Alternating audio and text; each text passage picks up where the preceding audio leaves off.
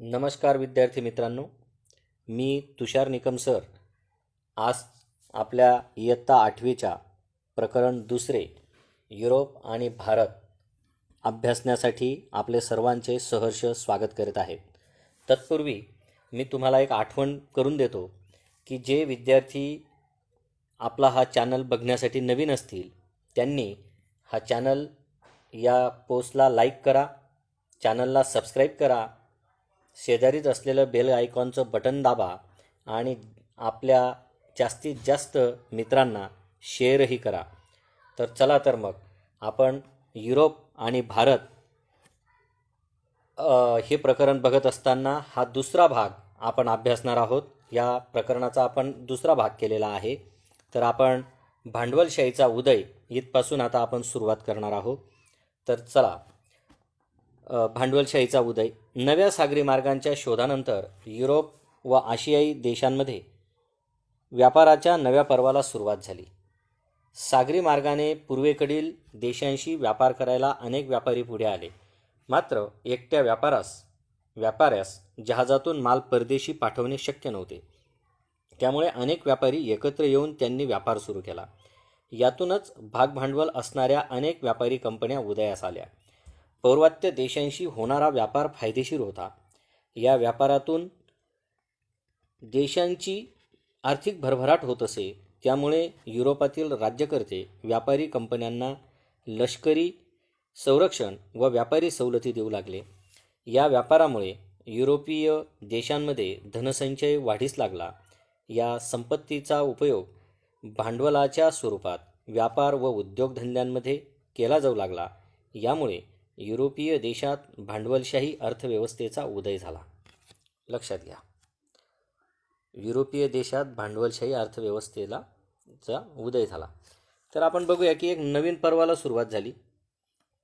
तसेच सागरी मार्गाने लोक पश्चिमेकडून पूर्वेकडील देशांशी संपर्क जोडू लागले। जे आपण पहिल्यांदा बघितलं की तो खुष्कीचा मार्ग बंद झाला युरोप आणि आशिया खंडाला जोडणारा, आणि म्हणून कोप अँड गुड होपला म्हणजे दक्षिण आफ्रिकेचं हे जे टोक आहे याला वेढा मारून लोक आशिया खंडाकडे येऊ लागले आणि पौर्वात्य म्हणजे पूर्वेकडील देशांशी व्यापारी संबंध जोडू लागले।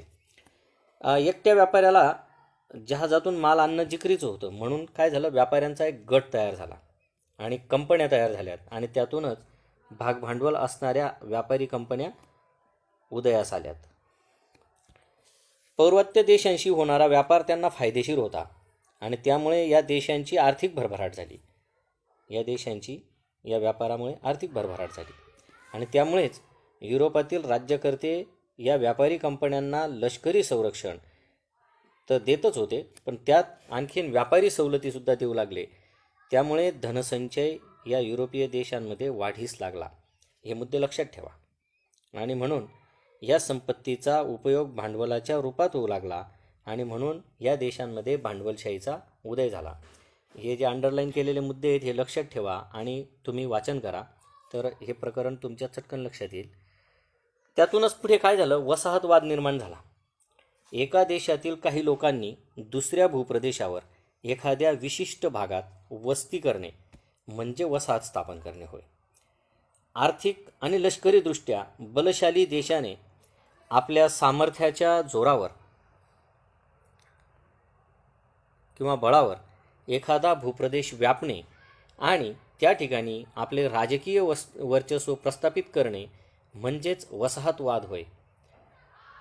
युरोपीय देशांच्या याच वसाहतवादी प्रवृत्तीतून साम्राज्यवाद उदयास आला। आता ही शृंखला आपण लक्षात ठेवा। वसाहतवाद म्हणजे काय, साम्राज्यवाद म्हणजे काय, कारण एका देशातील काही लोकांनी म्हणजे उदाहरणार्थ इंग्लंडमधील लोकांनी काय केलं, दुसऱ्या भूभागावर एखाद्या विशिष्ट भागात वस्ती केली आणि तिलाच वसाहत स्थापन करणे असं म्हणतात। आता इंग्लंड सुरुवातीला उतरलं, मग इंग्लंड नंतर फ्रान्स, जर्मनी, जपान, इटली असे अनेक देश यामध्ये उतरलेत आणि एक स्पर्धा तयार झाली आणि आर्थिक आणि लष्करीदृष्ट्या बलशाली देशाने आपल्या सामर्थ्याच्या बळावर ह्या वसाहती निर्माण केल्या. बलपूर्वक त्यांनी भूप्रदेश व्यापले आणि त्या ठिकाणी आपले राजकीय वर्चस्व प्रस्थापित केले. आणि राजकीय वर्चस्व प्रस्थापित करणे यालाच वसाहतवाद असे म्हणतात. युरोपीय देशांच्या याच वसाहतवादी प्रवृत्तीतून साम्राज्यवाद उदयास आला. तर आता आपण पुढचा मुद्दा जो बघणार आहोत, साम्राज्यवाद. विकसित राष्ट्राने अविकसित राष्ट्रावर आपले सर्वांगीण वर्चस्व प्रस्थापित करणे व अनेक नव्या वसाहती स्थापन करणे म्हणजे साम्राज्यवाद होय. आशिया व आफ्रिका खंडातील अनेक राष्ट्रे युरोपीय राष्ट्रांच्या या साम्राज्यवादी महत्त्वाकांक्षेला बळी पडले. हे लक्षात घ्या. विकसित राष्ट्रे हे युरोपात होते आणि त्यांनी अविकसित राष्ट्रांवर आपले सर्वांगीण वर्चस्व प्रस्थापित केले. आणि मग अविकसित राष्ट्र कुठे होते? तर आशिया आणि आफ्रिका खंडामध्ये. आणि या आशिया आणि आफ्रिका खंडांवर त्यांचे वसाहती स्थापन करणे, वर्चस्व स्थापन करणे यालाच म्हणतात साम्राज्यवाद. आणि यामध्ये अनेक राष्ट्रांवर, आशिया आणि आफ्रिका खंडातील अनेक राष्ट्रांवर या युरोपीय राष्ट्रांनी हा साम्राज्यवाद लादला. आणि या आशिया आणि आफ्रिका खंडातले लोक जे आहेत, देश जे आहेत, या साम्राज्यवादी महत्त्वाकांक्षेला बळी पडले. तर हे आपण लक्षात असू द्या. आता व्यापार करण्यासाठी या व्यापारी कंपन्या ज्या तयार झाल्यात, तर तशीच बघा ब्रिटिश ईस्ट इंडिया कंपनीचा भारतातील साम्राज्यवाद भारतामध्ये कशा प्रकारे आली, कधी आली ते आपण बघूया. तर भारतात व्यापारी मक्तेदारी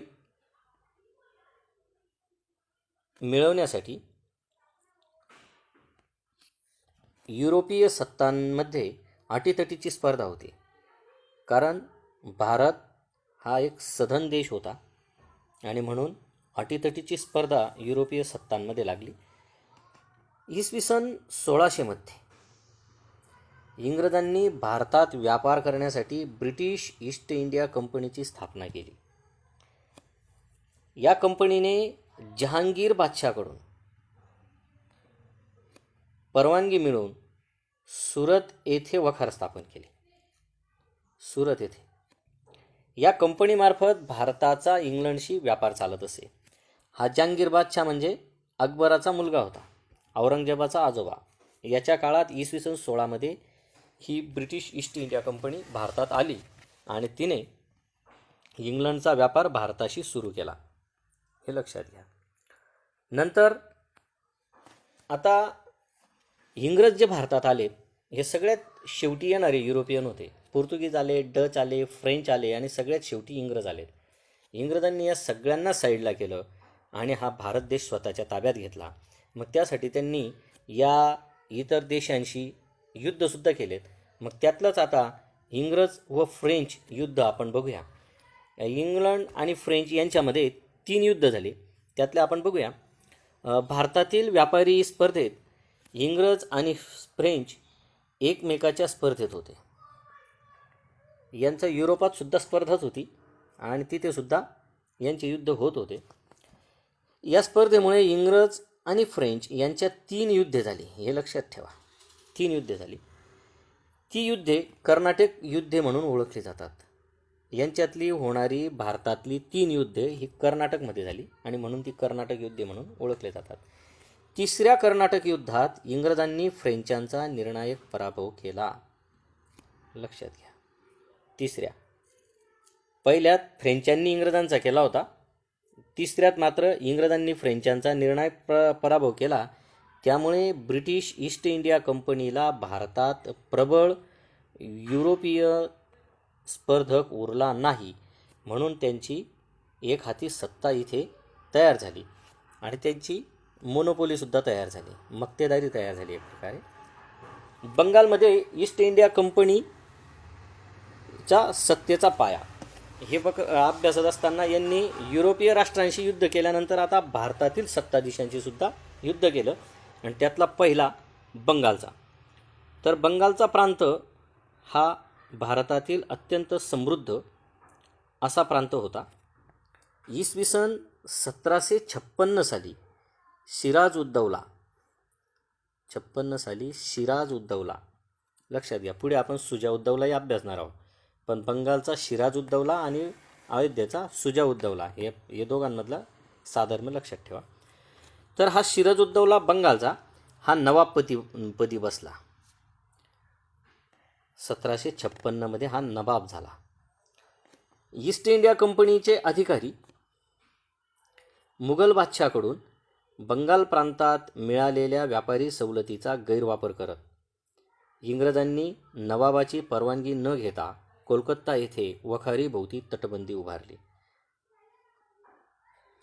याची परवानगी न घेता तटबंदी उभारली. कुठे उभारली? कोलकाता, जी आज बंगालची राजधानी आहे.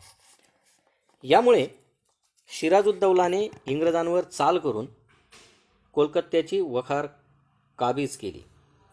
या घटनेने इंग्रजांमध्ये असंतोष निर्माण झाला आणि रॉबर्ट क्लाइव्ह याने मुत्सद्देगिरीने नवाबाचा सेनापती मीर जाफर यास नवाब पदाचे आमिष दाखवून आपल्याकडे त्याने वळवले. आता हे लक्षात घ्या, हा ब्रिटिश काळातला पहिला फितूर मीर जाफर सिराजुद्दौलाचा हा वजीर होता, सेनापती होता, आणि हा फितूर झाला. कोणाला फितूर झाला? ब्रिटिश अधिकारी रॉबर्ट क्लाइव्ह याला. रॉबर्ट क्लाइव्ह याला हा फितूर झाला आणि याला रॉबर्ट क्लाइव्हने आमिष काय दाखवलं? नवाब पदाचं, म्हणजे सिराजुद्दौलाला काढू आणि तुला नवाब बनवू असं त्याने सांगितलं. आणि त्यामुळे इसवी सन 1757 मध्ये प्लासी येथे नवाब सिराजुद्दौला व इंग्रज सैन्याची गाठ पडली. कुठे? प्लासी येथे. कधी? 1757 मध्ये. परंतु मीर जाफरच्या नेतृत्वाखालील नवाबाचे लष्कर युद्धात न उतरल्यामुळे सिराजुद्दौलाचा पराभव झाला. इंग्रजांच्या पाठिंब्याने मीर जाफर बंगालचा नवाब बनला. कोणाच्या पाठिंब्याने? इंग्रजांच्या पाठिंब्याने. सिराजुद्दौलाचा सेनापती असलेला मीर जाफर हा बंगालचा नवाब बनला. पुढे त्याने विरोध करताच त्याचा जावई म्हणजे मीर जाफरचा जावई मीर कासिम याला नवाबपदी बसवले. मीर कासिमने इंग्रजांच्या बेकायदेशीर व्यापाराला आळा घालण्याचा प्रयत्न करताच त्यांनी पुन्हा मीर कासिमला बाजूला केले आणि मीर जाफरला नवाबपद दिले. म्हणजे हा दुसऱ्यांदा नवाब झाला. बंगालमधील इंग्रजांच्या कारवायांना लगाम घालण्यासाठी मीर कासिमने अयोध्येचा नवाब सुजाउद्दौला, हे लक्षात घ्या, कोणी बोलवला? मीर कासिमने. हा मीर जाफरचा जावई याला पदावरून काढलं आणि म्हणून याने अयोध्येचा नवाब सुजाउद्दौला आणि मुघल बादशाह शाह आलम यांना एकत्र केलं आणि यांनी इंग्रजांविरुद्ध एकत्र मोहीम काढली. 3 लोक आहेत, मीर कासिम, सुजाउद्दौला आणि मुघल बादशाह शाह आलम. या तिघांनी एकत्र मोहीम काढली आणि 1764 मध्ये बिहार येथील बक्सार येथे युद्ध झाले इंग्रजांशी. लक्षात घ्या, 1757 मध्ये ब्रिटिश सत्तेचा पाया घातला गेला आणि 1764च्या या बक्सारच्या विजयातून इंग्रजांचा इथे विजय झाला. याच्यातून इंग्रजी सत्ता मजबूत झाली आणि विस्तारही झाला. या लढाईनंतर अलाहाबादच्या तहानुसार बंगालच्या सुभ्यात दिवाणी म्हणजेच महसूल गोळा करण्याचा अधिकार ब्रिटिश ईस्ट इंडिया कंपनीला मिळाला. म्हणजे जी कंपनी व्यापारी म्हणून आली होती ती आता इथे काय झाली? राज्यकर्ती बनली. तिने महसुलाचा अधिकार मिळवला. अशा प्रकारे भारतातील इंग्रजी सत्तेचा पाया बंगालमध्ये घातला गेला. हे लक्षात घ्या, मजबूत झाला. आता बंगाल ताब्यात आल्यानंतर इंग्रजांशी युद्ध झाले ते टिपू सुलतानशी. तर इंग्रज म्हैसूर संघर्ष हाही आपण बघूया. म्हैसूर राज्यातील हैदर अलीने उठाव करून म्हैसूरचे राज्य ताब्यात घेतले होते. हैदर अलीच्या मृत्यूनंतर हैदर अलीचा मुलगा टिपू सुलतान हा म्हैसूरच्या सत्तेवर आला. त्याने इंग्रजांविरुद्धचा लढा शर्थीने लढवला. अखेर 1799 मध्ये श्रीरंगपट्टणम येथे झालेल्या युद्धात टिपू सुलतान मरण पावला. अशा रीतीने म्हैसूरच्या प्रदेशावर इंग्रजांचे वर्चस्व निर्माण झाले. हे लक्षात घ्या. टिपू सुलतानचा पराभव करण्यासाठी काही भारतीय सत्तांनी सुद्धा इंग्रजांना मदत केली होती. तर अशा पद्धतीने बंगाल ताब्यात घेतला. बंगाल ताब्यात घेतल्यानंतर म्हैसूर ताब्यात घेतले. आता हळूहळू इंग्रजांची सत्ता वाढत गेली. आता ती थेट दक्षिणेपासून तर आता सिंधपर्यंत म्हणजे वायव्य दिशेपर्यंत, वायव्य सरहद्दीपर्यंत जाऊन पोचली. तर आता सिंध प्रांताचा सुद्धा इंग्रजांनी ताबा घेतला. सिंधवर इंग्रजांचा ताबा. भारतातील आपली सत्ता सुरक्षित करण्यासाठी इंग्रज वायव्य सरहद्दीकडे वळले. वायव्य सरहद्द म्हणजे आज पाकिस्तान आहे, हा वायव्य सरहद्दीत आहे आणि हा सिंध प्रांत पाकिस्तानमध्ये आहे, तिकडे वळले. रशिया भारतावर अफगाणिस्तानातून आक्रमण करेल अशी भीती इंग्रजांना होती. लक्षात घ्या, रशिया, भारत आणि रशियामध्ये अफगाणिस्तान आहे आणि म्हणून तिथे रशिया येऊ शकतो अफगाणिस्तानातून, ही भीती होती. म्हणून इंग्रजांनी अफगाणिस्तानावर आपला प्रभाव प्रस्थापित करण्याचे ठरवले आणि अफगाणिस्तानाकडे जाणारे सर्व मार्ग सिंधमधून जात होते आणि त्यामुळे सिंधचे महत्त्व इंग्रजांच्या ध्यानात आले आणि त्यांनी 1843 साली त्यांनी सिंध गिळंकृत केला. लक्षात घ्या. त्यानंतर इंग्रज वळले शिखांकडे. शीख सत्तेचा पाडाव म्हणजे पराभव. 19व्या शतकाच्या प्रारंभी पंजाबमधील सत्ता रणजित सिंहाच्या हाती होती. रणजित सिंहाच्या मृत्यूनंतर त्याचा अल्पवयीन मुलगा दलीप सिंग, ही नावं लक्षात ठेवा, दलीप सिंग गादीवर बसला. त्याच्या वतीने सरदारांवर त्याची आई अंकुश राहिला नाही. राणी जिंदल ही संधी साधून इंग्रजांनी काही शीख सरदारांना फितूर केले. इंग्रजांनी काही शीख सरदारांना काय केले? फितूर केले. म्हणजे जिथे इंग्रज स्पष्टपणे जिंकू शकत नव्हते तिथे इंग्रजांनी काय केलं? फितुरी हे तंत्र वापरलं आणि तिथले इंग्रजांना फितूर झाल्यानंतर तिथे यांनी सत्ता वाढवल्यात किंवा जिंकल्यात. इंग्रज पंजाबवर आक्रमण करणार असा शीखांचा समज झाल्यामुळे त्यांनी इंग्रजांवर हल्ला केला. या पहिल्या शीख इंग्रज युद्धात इंग्रजांचा पराभव झाला. दलीप सिंगाला इंग्रजांनी गादीवर कायम ठेवले, म्हणजे पराभूत केल्यावर सुद्धा त्याला कायम ठेवले. पंजाबवरील इंग्रजांचा वाढता प्रभाव हा काही स्वातंत्र्यप्रिय इंग्रजांना मान्य नव्हता. मुलतानचा अधिकारी मुलराज याने इंग्रजांविरुद्ध बंड केले. कोणी बंड केले? मुलराजने. हा मुलतानचा अधिकारी होता. याने बंड केले. हजारो शीख सैनिक इंग्रजांविरुद्ध युद्धात उतरले. या दुसऱ्या युद्धातही शीख पराभूत झाले आणि 1849 मध्ये इंग्रजांनी पंजाबचा प्रदेश आपल्या राज्याला जोडला, आपल्या आधिपत्याखाली घेतला. कधी? 1849ला. मराठ्यांची सत्ता ही भारतातील महत्त्वाची प्रबळ सत्ता होती. मराठ्यांचा पराभव करून इंग्रजांनी भारतातील आपल्या सत्तेचा पाया मजबूत कसा केला याचा अभ्यास आपण पुढील प्रकरणात अभ्यासणार आहोत. तर विद्यार्थी मित्रांनो, आपण इथपर्यंत हे दुसरे प्रकरण आपण अभ्यासले. आपण याची प्रश्नोत्तरही बघावीत. त्याचबरोबर जास्तीत जास्त मित्रांना ही पोस्ट शेअर करावी असे आव्हान करतो आणि आपण इथेच थांबूया. धन्यवाद.